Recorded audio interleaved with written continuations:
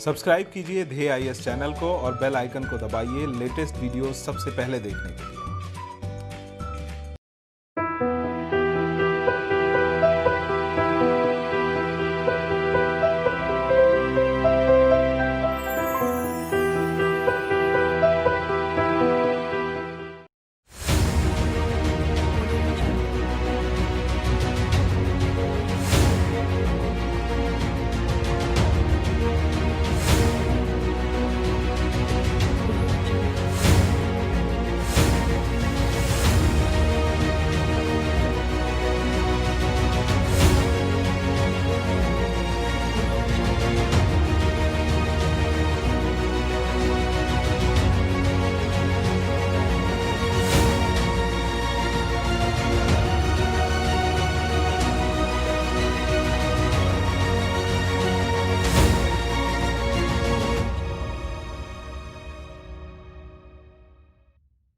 नमस्कार, मैं सुनील वर्मा ध्येय आईएएस टीम की ओर से आपका स्वागत करता हूं ध्येय टीवी पर।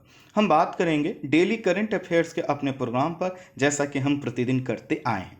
आज की वीडियो में मैं 3 टॉपिक डिस्कस कर रहा हूं। पहला जो टॉपिक है, इसमें हम बात करेंगे इंद्र अभ्यास 2020 पर। देखेंगे आखिर इंद्र अभ्यास 2020 क्या है और क्यों चर्चा में बना हुआ है। वहीं जो दूसरी खबर है, उसमें हम बात करेंगे एजीआर अर्थात एडजस्टेड ग्रॉस रेवेन्यू। देखेंगे आखिर एजीआर से संबंधित सुप्रीम कोर्ट का जजमेंट क्या आया है। वहीं जो तीसरी खबर है, इसमें हम बात करेंगे शार्ली एब्दो पर। देखेंगे आखिर शार्ली एब्दो मैगजीन इस समय क्यों चर्चा में बनी हुई है। ये तीनों खबरें हमारे शिक्षा के पॉइंट ऑफ व्यू से काफी महत्वपूर्ण है। आइए एक एक करके इनको विश्लेषित करते हैं। सबसे पहले हम बात करेंगे इंद्र अभ्यास 2020 पर। भारत और रूस के संबंध अच्छे रहे हैं और इस समय भारत की पश्चिमी देशों से बढ़ती निकटता के कारण यह संबंध प्रभावित हो रहे हैं। इसीलिए रूस ने कई बार प्रत्यक्ष रूप से अपनी चिंता प्रकट की है। इस चिंता से आगे बढ़ते हुए भारत ने अभी रूस के द्वारा आयोजित किए जा रहे कॉकास 2020 या काकेसस 2020 का जो एक संयुक्त सैन्य अभ्यास था, जिसमें चीन को भी शामिल होना था, पाकिस्तान को भी शामिल होना था, एससीओ के अन्य देशों को भी इसमें शामिल होना था, इसमें भारत ने शामिल होने से मना कर दिया।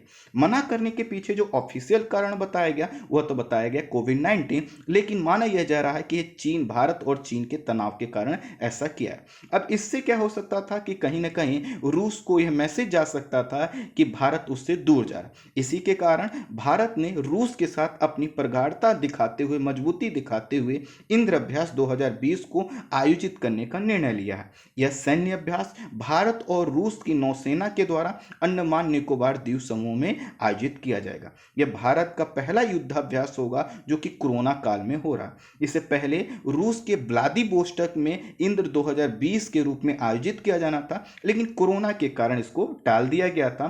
फलस्वरूप अब यह होगा 4 से 5 सितंबर 2020 को, और कहां पर, अंडमान निकोबार के जो सागरीय क्षेत्र वहां पर होगा। और इसमें दोनों देशों के जो नौसैनिक हैं वह शामिल होंगे, संपूर्ण सेना इसमें शामिल नहीं होगी। इस नौसैनिक अभ्यास में ट्रैकिंग करने, उड़ान भरने, सतह व हवाई लक्ष्यों पर गन फायरिंग करने का युद्धाभ्यास किया जाएगा। इसका जो उद्देश्य है वह है दोनों देशों की सेनाओं के बीच सामरिक कौशल का परीक्षण करना, सैन्य और तकनीकी अनुभव को साझा करना, और भारत और जो है कि रूस को ऐसी विषम परिस्थितियों से बचाना जिनके प्रकट होने की उम्मीद की जा सकती है। इस समय भारतीय नौसेना ने मलक्का जल संधि के समीपवर्ती क्षेत्रों में अपनी गतिविधियां बढ़ा दिया है। मैंने इस पर वीडियो कवर किया था, पूरा आपको बताया था कि भारत ने अपनी नौसेना को कहां रखा।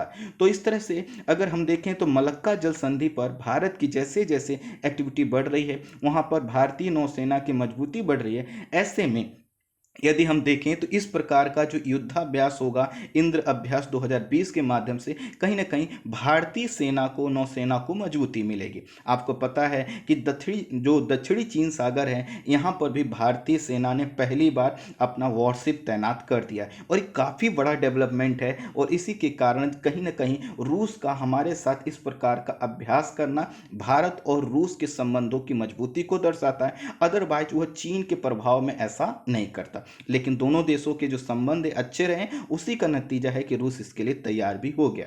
इस जो इंद्र सैन्य अभ्यास है, इसकी शुरुआत वर्ष 2003 में हुई थी और उस समय जब हुई थी तो पश्चिमी और पूर्वी दोनों तटों पर नौसैनिक अभ्यास किया गया था। वर्ष 2017 में व्लादिवोस्टोक में पहला संयुक्त सैन्य अभ्यास किया गया था, जिसमें दोनों देशों की सेनाओं के सभी भागों ने, अर्थात एयरफोर्स ने भी, मिलिट्री ने भी और नौसेना अर्थात नेवी ने भी इसमें भाग लिया था। इंद्र संयुक्त सैन्य अभ्यास 2019 का आयोजन भारत के बबीना, जो कि झांसी के पास है, पुणे और गोवा में एक साथ किया गया था और यह 10 दिन तक अभ्यास चला था, जिसमें भारत की तीनों सेनाओं ने एक साथ अभ्यास किया गया था।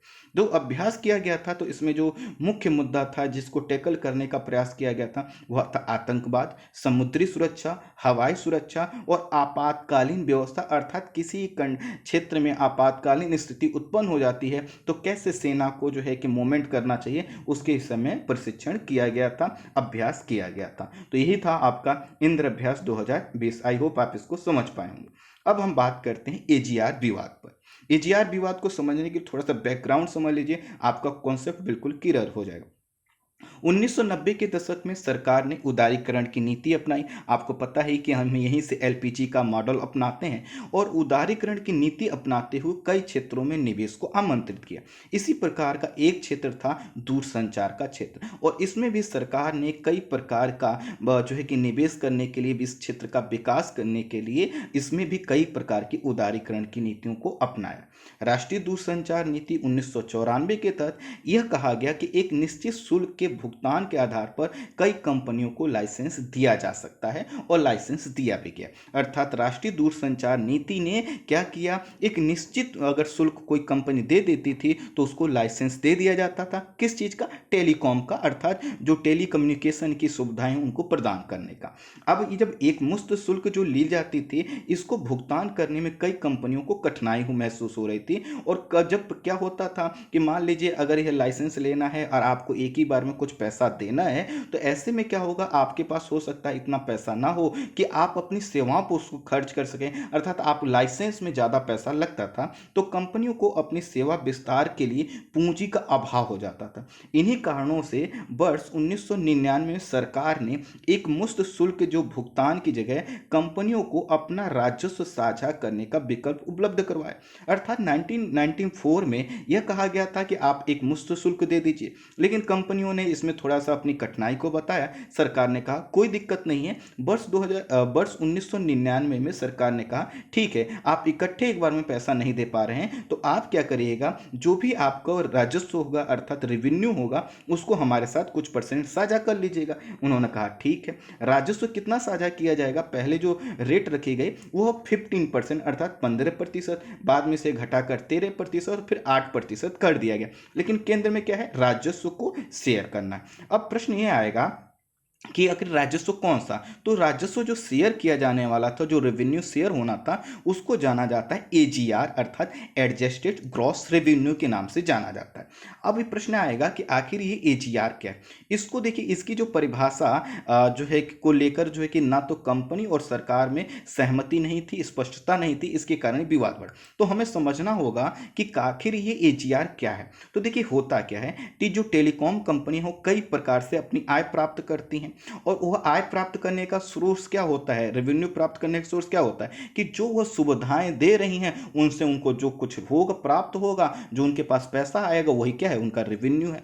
अब देखिए क्या होता है, कंपनियां क्या करती हैं, कॉलिंग की सुविधा देती हैं, डेटा की सुविधा देती हैं। तो यह जो है क्या है, टेलीकॉम सेक्टर का कोर सेवा माना जाता है। कोर सेवा का मतलब वह प्रमुख सेवा है जिसके लिए कंपनी जानी जाती है। तो टेलीकॉम कंपनियां किस लिए जानी जाती हैं, कॉलिंग की सुविधा देने के लिए, डेटा की सुविधा देने के लिए। तो यह हुआ कि जो एजीआर होगा, कंपनियों ने समझा कि जो हमें एजीआर देना है उसका मतलब यह है कि जो हम कॉलिंग सुविधा देंगे, जो हम डेटा की सुविधा देंगे, उससे जो पैसा हमें प्राप्त आएगा उसका एक हिस्सा मान लीजिए 15%, 13% या 8%, जो भी समय काल पर, जो कि अलग अलग अलग समय काल पर अलग अलग रही है, तो अलग अलग समय काल पर जो भी रेट होगा उसको दिया जाएगा। आसान शब्दों में मैं समझाऊं एक एग्जांपल देके, मान लीजिए कंपनी, हमने एक कंपनी बनाई है ना, और एक कंपनी क्या करती है, कॉलिंग की सुविधा देती है, डेटा की सुविधा, और इस कंपनी ने साल भर में क्या किया, 100 रुपये प्राप्त किए। अब 100 रुपये जो प्राप्त किए, ये मैं लाभ नहीं कह रहा हूँ, रेवेन्यू अर्थात जो हमसे ग्राहकों से 100 रुपये इन्होंने प्राप्त किए, कंपनी जो हमने खोली। अब इस कंपनी से कहा गया था कि आपको अपने रेवेन्यू का एक भाग देना है, मान लीजिए 10% देना है, तो कंपनी को क्या चाहिए कि 10% अपने रेवेन्यू का दे दे। लेकिन जो हमने कंपनी बनाई वह क्या है, सिर्फ यही काम नहीं करती कि जो उसकी कोर सुविधाएं अर्थात सिर्फ कॉलिंग, डेटा, मैसेजिंग की सुविधा नहीं देती। हो सकता है हमने जो कंपनी बनाई उसमें बड़ी ऑफिस हमने बनाई, और बड़ी ऑफिस का एक हिस्सा हमने क्या कर दिया, हमने किसी दूसरे को किराए पर दे दिया। हमने हो सकता है जो अपना टावर लगाया, 10 टावर लगाए, उसमें से हम कहेंगे 5 टावर हम यूज करते हैं, 5 भविष्य में करेंगे, और उन टावरों को यूज करने की जो हमने क्या कर दिया, दूसरे को दे दिया, उससे हमने कुछ चार्ज ले ली। ये भी हो सकता है कि हमने पहले कोई सामान खरीदा और अब उस सामान को हम क्या करें, बेच दें, उससे भी हमें कुछ पैसा प्राप्त हो सकता है। ये भी हो सकता है कि हम साल दर साल जब पैसा उसमें लगा रहे हैं तो कुछ पैसा हम कंपनी की तरफ से बैंक में जमा कर दें, उससे भी ब्याज प्राप्त हो सकता है। तो अब देखिए, इसी को लेकर विवाद हुआ। सरकार ये कह रही थी कि जो टेलीकॉम कंपनियां हैं वो कुछ भी करके जो भी उनके पास पैसा आएगा उसमें से क्या किया जाएगा, शेयर किया जाएगा हिस्सा, और यही क्या होगा, एजीआर होगा। जबकि टेलीकॉम कंपनियां ये कह रही थी कि नहीं, हम जो सुविधाएं देते हैं, हम जो मान लीजिए हम टेलीकॉम कंपनियां हैं, हम डेटा की सुविधा देते हैं, कॉलिंग की सुविधा देते हैं, मैसेज के देते हैं, तो इससे जो पैसा प्राप्त आए उसी को क्या करिए हमारे साथ, हमको आपके साथ शेयर करना है और इसी में हिस्सा लगेगा। यही बात क्या होगा, बढ़ता चला गया। तो कहीं ना कहीं कि इसमें यह समझ में आया कि ना तो सरकार ने बहुत ज़्यादा वस्तु स्थिति को स्टार्टिंग में क्लियर किया था और ना कंपनियों ने इसको स्पष्ट करने का समझा। लेकिन ये समय जो है वर्ष आया 2005 में का, और वर्ष 2005 में cellular operators association of India ने सरकार के एजीआर परिभाषा को चुनौती दी। और एजीआर परिभाषा सरकार की कौन सी है कि आप कहीं से भी पैसा प्राप्त करते हो उसमें से क्या है, हमारा जो है कि हिस्सा होना चाहिए। और कंपनी क्या कह रही थी, कंपनियां ये कह रही थी नहीं, जो हमारी कोर सुविधाएं हैं उनसे जो पैसा प्राप्त होगा उसी में से हम आपको हिस्सा देंगे। अब बात क्या है, 2005 में इन्होंने क्या किया, शिकायत किया। वर्ष 2015 में दूरसंचार विवाद समाधान एवं अपील प्राधिकरण, ये ट्रिब्यूनल है, इसको हम TDSAT के नाम से भी जानते हैं। तो दूरसंचार विवाद समाधान एवं अपील प्राधिकरण ने इस विवाद की सुनवाई करते हुए कंपनियों के पक्ष में फैसला दिया और कहा कि गैर प्रमुख स्रोतों से प्राप्त राजस्व, जैसा कि उनको जो किराया प्राप्त होता है कि 4 ऑफिस बनाई, एक ऑफिस किसी को किराए पर दे दिया, उनको जो लाभांश प्राप्त होता है, जो ब्याज प्राप्त होता है, जो उनकी अचल संपत्तियों की बिक्री से पैसा प्राप्त होता है, उसको एजीआर से बाहर रखा जाना चाहिए। किसने कहा यह बात, ये इस प्राधिकरण ने कहा। इसके बाद विवाद सुप्रीम कोर्ट पहुंचा, यहां पर सरकार की जीत हुई। कोर्ट ने सरकार की परिभाषा पर सहमति व्यक्त करते हुए कहा कि, और यह जो जजमेंट आया ये 24 अक्टूबर 2019 को कंपनियों को कोर्ट ने कहा, आदेश दिया कि कंपनियों को कुल बकाया एजीआर की राशि जुर्माने के साथ और विलंब जो हुआ है उस पर भी जुर्माना लगाकर भरना होगा। और सरकार ने कहा, कोर्ट ने कहा सरकार की जो परिभाषा है एजीआर की वो ठीक है, अर्थात आपको जहां से भी पैसा प्राप्त होता है उसका क्या करना होगा, एक हिस्सा जो जिस समय आपने लाइसेंस लिया 8% पे, 13% पे, 15% पे, आपको वह क्या करना होगा, पे करना होगा। अब इस आदेश के बाद संभावना यह व्यक्त की जा रही थी कि बहुत सी टेलीकॉम कंपनियां बंद हो जाएंगी। ऐसे में केंद्र सरकार ने दूरसंचार कंपनियों को 20 वर्ष में भुगतान करने का सुझाव मार्च 2020 में कोर्ट के सामने रखा। अर्थात कोर्ट से कहा कि इनको 20 साल का समय दिया जा सकता है और उसमें क्या करें, हमें अपना भुगतान कर दें। बात कोर्ट में फिर पहुंची तो कोर्ट ने कोविड-19 की परिस्थिति को देखते हुए नया आदेश दिया।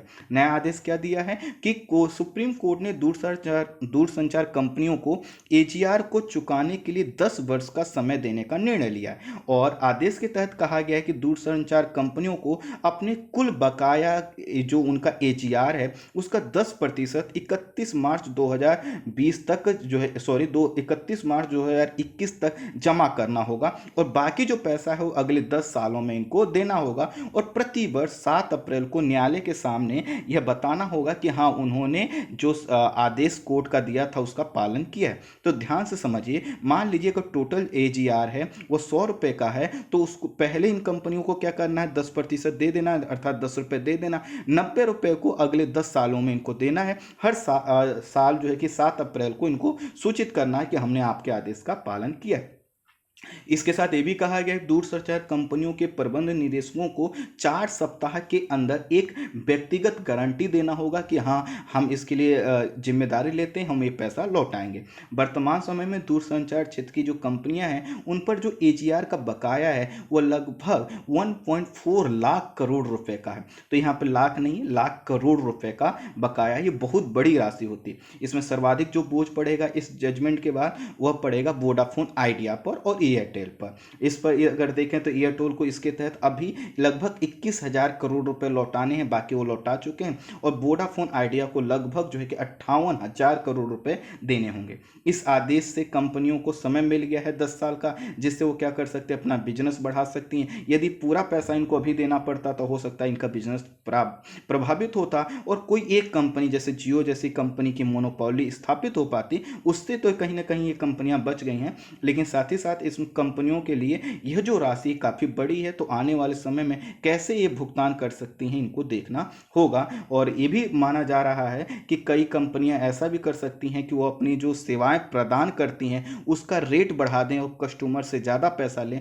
हालांकि ऐसे में बहुत मुश्किल ये भी होगा कि उन कंपनियों को अब यहाँ पर सर्वाइव भी करना है, तो जो दूसरे ऑपरेटर्स हैं जो सस्ते में दे रहे हैं उनके साथ उन्हें फाइट करना होगा। तो कुल मिलाकर AGR का जो विवाद था, आप समझ पाए होंगे कि AGR की जो परिभाषा थी इसी को लेकर विवाद था, और बाद में जो कोर्ट ने माना है वो कौन सा है, सरकार का जो परिभाषा थी उसी को माना है। अब हम बात करेंगे शार्ली एब्दो चर्चा में आखिर क्यों है।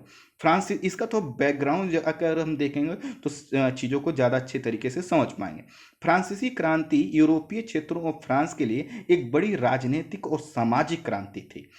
शब्द मैंने दो यूज किए, राजनीतिक और सामाजिक क्रांति थी। जैसा कि किसी भी क्रांति के मूल में होता है, इस क्रांति ने भी यहाँ पर रेडिकल चेंजेस किए। रेडिकल चेंजेस का मतलब ये है कि बहुत बड़ा परिवर्तन किया। 1789 से लेकर 1799 तक चली इस क्रांति ने राज सत्ता जो वहाँ पे थी उसको समाप्त कर दिया और गणतंत्र की स्थापना हुई। अब कहेंगे शार्ली एब्दो का क्रांति से क्या संबंध निकलेगा, थोड़ा धैर्य रखिए। क्रांतिकारियों ने स्वतंत्रता, समानता और भ्रातृत्व की भावना का प्रसार किया और 1789 में नागरिक अधिकारों की घोषणा की। इस घोषणा में यह कहा गया कि सभी मनुष्य जन्म से समान पैदा होते हैं, इसलिए सबको समान अधिकार मिलना चाहिए, चाहे वो किसी भी जाति, धर्म, पंथ या किसी भी तरह से बिलोंग करते हों, किसी भी क्लास से बिलोंग करते। अब यहाँ से आप एक चीज़ तो समझ पा रहे होंगे कि इनका जो ध्येय वाक्य है स्वतंत्रता, समानता और भ्रातृत्व। अब इसमें स्वतंत्रता का जो पहला शब्द है यही क्या करेगा, थोड़ा सा पेज क्रिएट करेगा, इसी को हमें समझना है। यहाँ से ये जो क्रांति हुई, यहाँ से फ्रांस और यूरोप के देशों में नागरिक अधिकारों और अभिव्यक्ति की आजादी की भावना ने तेजी से प्रसार किया, अर्थात स्वतंत्रता केंद्र में थी और स्वतंत्रता के केंद्र में था अभिव्यक्ति की आजादी। इस समय तक चूंकि प्रेस का विकास पर्याप्त फ्रांस में हो चुका था, तो यहाँ पर जो लिखने वाला वर्ग था उसने क्या किया, राजशाही जो वर्ग थी उसकी विलासिता से लोगों को परिचित करवाने के लिए, उनका कितना नैतिक पतन हो चुका है इससे परिचित करवाने के लिए, उनके भ्रष्टाचार को दिखाने के लिए, उनकी तानाशाही की प्रवृत्तियों को दिखाने के लिए वहाँ पे जो लेखक वर्ग था उसने क्या किया, कार्टूनों को छापना प्रारंभ किया और कार्टून के माध्यम से अपने मैसेज फैलाना प्रारंभ किया। एडिटोरियल भी लिखे गए, लेख भी लिखे गए, लेकिन कहीं ना कहीं चित्रों के माध्यम से व्यंग्यात्मक तरीके से बात कहने की जो परंपरा है इस क्रांति के बाद काफी बढ़ी और वो आज भी वहां पर बनी हुई। पत्रकारिता की यह शैली फ्रांस के साथ साथ यूरोप के अन्य देशों में भी फैली और इसका मैं जिक्र करूंगा आगे कि कैसे इसका प्रभाव पूरी यूरोप में हम देख सकते हैं। वर्ष 1960 में समय आगे बढ़ता है, समय आता है 1960 का और फ्रांस में एक मैगजीन शुरू होती है जिसका नाम है हाराकिरी एब्दो। ध्यान दीजिएगा, यह शार्ली एब्दो नहीं है। वर्ष 1960 में फ्रांस में एक मैगजीन शुरू होती है जिसका नाम है हाराकिरी एब्दो। यह एक व्यंग्यात्मक पत्रिका थी जो सरकारी अधिकारी अधिकारियों, मंत्रियों, जजों, सेलिब्रिटी सब पर व्यंग करती थी। और व्यंग करने के लिए क्या था, उनके अंदर कोई करप्शन दिखता है, कोई जो है कि पूर्वाग्रह दिखता है, किसी प्रकार की कुप्रथा है, तो उसको यह क्या करते थे, उस पर व्यंग करते थे, सटायर करते थे। और साथ ही साथ यह क्या करती थी, जो भी प्रमुख अधिकारी हैं चाहे वो किसी भी क्षेत्र के हों, सबको क्या करती थी, अपना निशाना बनाती थी। उद्देश्य एक ही था कि वह यह था कि सबको अपने कार्यों का पालन करना चाहिए। इस जो मैगजीन थी ये धार्मिक मुद्दों पर भी सटायर छापती थी, धार्मिक मुद्दों की भी खिल्ली उड़ाती थी। जी हाँ, आपने सही शब्द सुना, खिल्ली उड़ाती थी। आडंबर और पाखंड पर लेख लिखती थी और ऐसा वो सभी धर्मों के साथ करती थी, ना कि किसी एक धर्म विशेष के साथ। महिला अधिकारों पर ही अपना अच्छा स्टैंड रखती थी और महिला अधिकारों की वकालत करती थी, अपने आप को प्रगतिशील साबित करती थी। लेकिन 1970 में कुछ विवाद हुआ और इसके कारण हाराकिरी एब्दो पर प्रतिबंध लगा दिया गया। इस बैन से बाहर आने के लिए इसने अपना नाम बदल दिया और नया जो नाम रखा वह था शार्ली एब्दो, या फिर इसको चार्ली एब्दो भी हम पढ़ते हैं। अब मुझे एक इतिहास में, अगर आपने मॉडर्न हिस्ट्री पढ़ा होगा तो मुझे बताइएगा कि ऐसा ही भारत में क्या किसी मैगजीन, किसी पत्रिका के साथ हुआ था कि उसने अपना नाम परिवर्तित किया था किसी भी कारण से? आप मुझे बताइए सर। कुल मिलाकर यहाँ पर एक नया जो है कि मैगजीन आता है, वो पुरानी मैगजीन का नया नाम है, वह है शार्ली एब्दो और यह चार्ली एब्दो। फिर से इस पत्रिका ने सटायर, व्यंग, कार्टून आदि का प्रकाशन प्रारंभ किया। लेकिन चूंकि यह जो इस पे जो छपाई होती थी वह काफ़ी ज़्यादा प्रॉफिटेबल नहीं होती थी, लाभजन्य नहीं होती थी, इसके कारण 1981 में इसका प्रकाशन बंद करना पड़ा। लेकिन 1992 में पुनः यह जो है कि प्रारंभ हुआ और यह मैगजीन जो है कि फिर से वही कार्य करने लगी। कौन सा? सटायर, व्यंग, कार्टून छापना। और जो भी लोग इनके हिसाब से जो है कि प्रसिद्ध हैं लेकिन उनके अंदर कोई कुरीतियां हैं, कोई पूर्वाग्रह हैं, किसी आडंबर से संबंधित है, तो उन पर क्या करती थी, कमेंट करती थी, सटायर करती थी। लेकिन ये चर्चा में आई है वर्ष 2006 में, जब इसने क्या किया, एक स्पेशल एडिशन निकाला। और इस स्पेशल एडिशन में अंक में क्या था, कुछ कार्टून छपे हुए थे और इसका टाइटल था मोहम्मद पर हावी हुए कट्टरपंथी। ध्यान दीजिएगा, मोहम्मद पर हावी हुए कट्टरपंथी इसका टाइटल था। निकाला गया है 2006 में और इन्होंने इसको एक स्पेशल एडिशन के रूप में निकाला था। इसमें छपे हुए थे कार्टून। अब जो ये कार्टून जो निकाला इन्होंने, इसका संबंध जो है कि इस ओरिजिनली इससे नहीं है, एक जो है कि दूसरे से है। लेकिन वो क्या है, ये एक पत्रिका है, उसको भी हम समझ लेते हैं।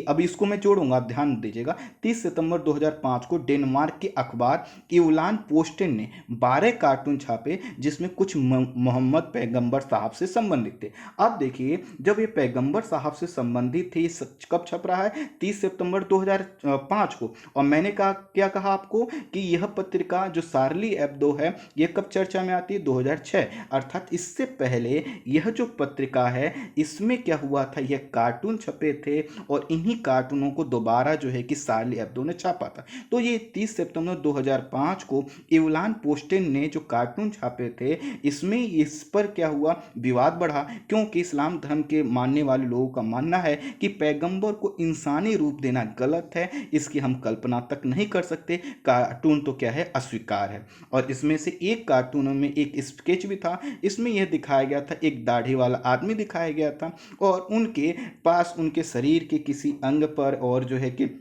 कहीं पर रखा हुआ बम दिखाया गया था। अर्थात जो दाढ़ी वाले व्यक्ति थे, जो स्केच बनाया गया था, उसमें ये कहा गया कि वह जो है कि बम उनके पास है। हालांकि यह नहीं लिखा था कि यह पैगंबर साहब की जो है कि स्केच है या प्रतिमा।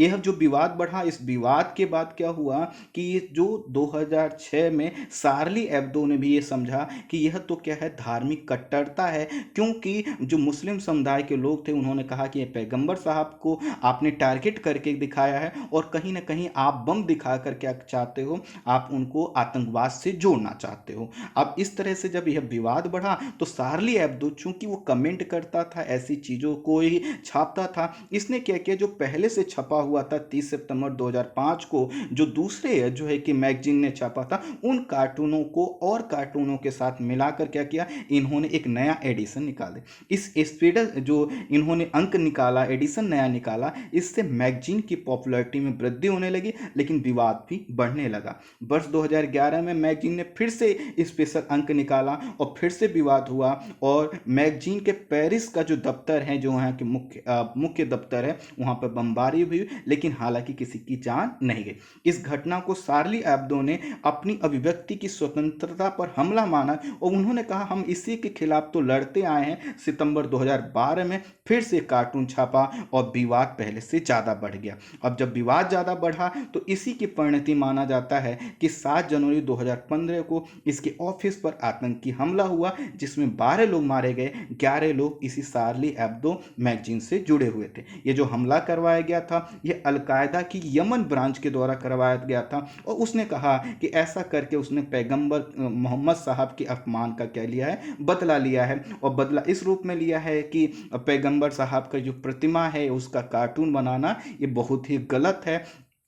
फिर क्या हुआ, अब देखिए, जब यहाँ पर हमला हुआ और हमले में क्या हुआ, ये 7 जनवरी 2015 को हुआ, इसमें इतने लोग मारे गए, तो ये लग रहा था कि यहाँ कहीं ना कहीं यहाँ पर क्या हुआ है, यह जो अभिव्यक्ति की आज़ादी है जिसको शार्ली हेब्दो कह रहा है, उसकी वजह से विवाद बढ़ा है। हालांकि फिर से नया टर्न इसमें आया कि नवंबर 2015 में भी इस्लामिक स्टेट के आतंकियों ने पेरिस में हमला किया और इसमें 130 लोगों की जान चली गई।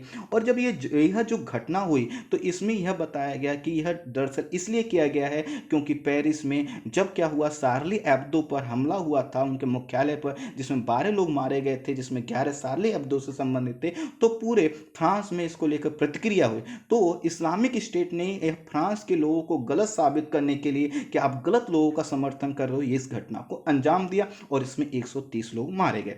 शार्ली एब्दो ने फिर से एक बार क्या किया है, पैगंबर मोहम्मद और इस्लाम पर कार्टून छापे हैं, और यही कार्टून हैं जिसके कारण उस समय उस पर हमला हुआ था, उन्हीं कार्टूनों को दोबारा क्या कर दिया है, छाप दिया है। अर्थात वर्ष 2012 वाले कार्टून फिर से क्या कर दिए हैं, छाप दिए हैं। दोबारा छापने का कारण यह बताया है कि 2 सितंबर से शार्ली एब्दो टेरर अटैक का कोर्ट ट्रायल शुरू हो रहा है और इसमें 14 लोगों पर मुकदमा चलाया जाएगा, और यह वह लोग हैं जिन्होंने आतंकियों की मदद की थी। तो मैगजीन का कहना है कि ट्रायल के शुरुआत के मौके पर हम स्केच अगर नहीं छापते हैं तो यह मैसेज जाएगा कि हमारी जो पत्रकारिता है, हम उसमें डरपोक हैं और ये हमारे पत्रकारिता पे धब्बा होगा, हम ऐसा जरूर करेंगे। क्योंकि इस पूरे विवाद, इस अटैक की पृष्ठभूमि में था वही कार्टून, और इस कार्टून को हम इसलिए छापेंगे ताकि पूरे देश और समाज को पता रहे कि इन्हीं कार्टूनों की वजह से हमारी अभिव्यक्ति की आज़ादी पर जो है कि हमला हुआ था, ऐसा मैगजीन ने कहा। इसे छापने वाले विवादित कार्टून को, जो एक कार्टून है जो छापा गया है, इसमें जो विवादित कार्टून है इसको बनाया गया था, जीन काबूट ने बनाया था, और जिनकी 2015 के हमले में मौत हो गई थी। और यह कहा गया है कि भले ही उनकी मौत हो गई हो, लेकिन कहीं ना कहीं जो उन्होंने कार्टून छापा था, शार्ली एब्दो उस पर अभी भी कायम है, और इसी के कारण उसने कहा है कि ये हम फिर से उसी कार्टून को छापकर हम समाज को ये कहना चाहते हैं कि जो भी अभिव्यक्ति की आज़ादी है उसको थोड़ा सा सम्मान दिया जाए, ये मैगजीन का कहना है। छापे गए इस अंक के फ्रंट पेज की जो हेडलाइन है ये क्या है, यह सब बस उसी के लिए रखा गया। अब ये जो हेडलाइन है ना, यह सब बस उसी के लिए, इसके कई व्याख्या हैं। इसमें एक व्याख्या ये है कि लोग कह रहे हैं कि इसका जो संबंध है कि जो जीन काबूट थे उनकी याद में ही लिखा गया। कुछ लोग ये कह रहे हैं कि क्या हमने ये जो पैगंबर मोहम्मद साहब का जो कार्टून बनाया था और उसका फिर पुराने अगर स्वरूप में जाकर देखें तो जो बम रखने की बात की गई थी उससे जुड़ा हुआ है, और ये कह रहे हैं कि क्या पैगंबर मोहम्मद साहब के लिए इतना खून खराबा किया जाना, और साथ ही साथ तब जबकि हमने ये नहीं कहा था कि वो पैगंबर मोहम्मद साहब की ही स्केच है। तो कई तरह की व्याख्याएं हो रही हैं, और इन्हीं सब कारणों से एक दो चीज़ों का फिर से डिबेट चालू है। पहला है आखिर अभिव्यक्ति की आज़ादी क्या है और उसकी क्या सीमाएं हैं। दूसरा है धार्मिक स्वतंत्रता, धार्मिक भावनाएं और उन भावनाओं के आहत होने पर किया जाने वाला कार्य। आप मुझे कमेंट बॉक्स में बताइएगा आपका विचार क्या है, आप क्या सोचते हैं शार्ली एब्दो के विषय में, इस पूरे प्रकरण के विषय में। तो आज के वीडियो के लिए इतना ही। Thank you so much.